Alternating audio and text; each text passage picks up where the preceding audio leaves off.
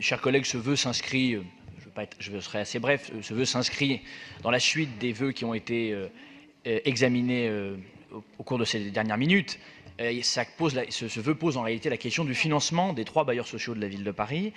Nous avons bien compris que la ville de Paris ne veut pas entendre nos interpellations sur la fameuse capitalisation des loyers qui va fragiliser profondément la santé financière des bailleurs sociaux. Alors nous faisons une autre proposition dans ces cas-là, c'est de réaliser un audit sur les capacités d'autofinancement des bailleurs sociaux de la ville de Paris.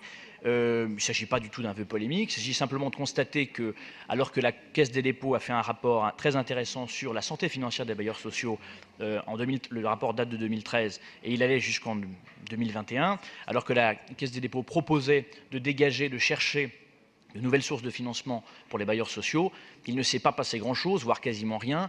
Il y a aujourd'hui dans le parc social de la ville de Paris des potentiels de recettes considérables. Je pense par exemple aux toits, je pense aux baux commerciaux, je pense également par exemple à la question des antennes relais.